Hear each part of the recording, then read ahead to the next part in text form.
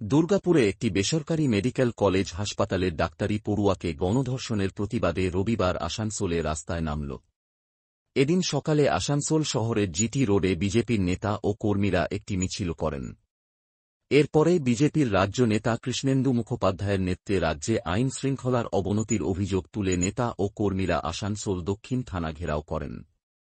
তারা থানার সামনে জিটি রোড অবরোধ করে বিক্ষোভ দেখান। তারা বিজেপি নেতা ও কর্মীরা হাতে ব্যানার ও পোস্টার নিয়ে মিছিল করেন। বিক্ষোভকারীরা পশ্চিমবঙ্গের আইন শৃঙ্খলা, নারী সুরক্ষা এবং পুলিশ প্রশাসনের নিষ্ক্রিয়তার বিরুদ্ধে স্লোগান দেন। বিক্ষোভ চলাকালীন বিজেপি কর্মীরা ডাক্তারি পড়ুয়ার জন্য ন্যায়বিচার এবং অপরাধীদের ফাঁসি দেওয়ার পক্ষে স্লোগান দেন। থানায় একটি স্মারকলিপি দেওয়া হয়।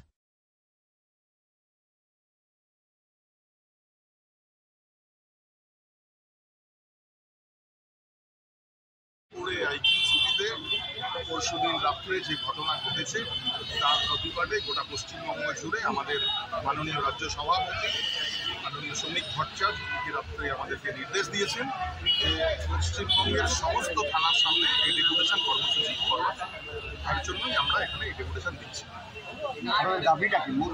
আমাদের মূল দাবি এই নৈরাজ্য সৃষ্টিকারী এই পশ্চিমবঙ্গের যে পুলিশ মন্ত্রী মুখ্যমন্ত্রী তার পদত্যাগ।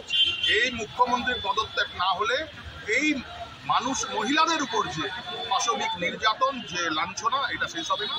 এই মুখ্যমন্ত্রীর পদত্যাগ দরকার। এই মুখ্যমন্ত্রী যতদিন থাকবে ততদিন পশ্চিমবঙ্গের এই মা বোনেরা এইভাবে পণ্য হিসাবে এইভাবে ধর্ষিতা হবে। আর মুখ্যমন্ত্রী পরে বলবেন কাউকে 10 লক্ষ টাকা, কাউকে অমুক টাকা, 30 টাকা, এইসব চলবে।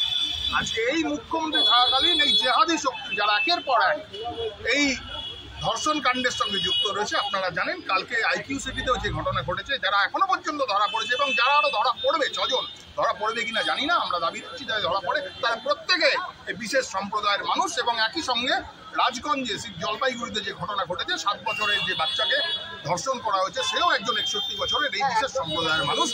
আমরা এই যেভাবে এই মুখ্যমন্ত্রীর থাকায়, মমতা ব্যানার্জি থাকাতে যেভাবে একটা বিশেষ সম্প্রদায়কে যেভাবে তোল্লা দিয়ে আর তাদের যে মনোবল এই জায়গায়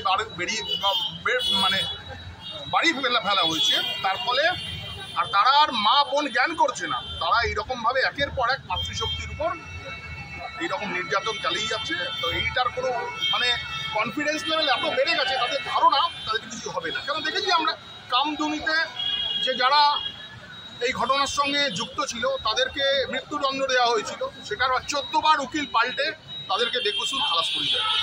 তো এইরকম যারা এইরকম ধর্ষণ করছে, এইরকম দর্শকদেরকে ঢাল হিসেবে মমতা বন্দ্যোপাধ্যায় রক্ষা করছে।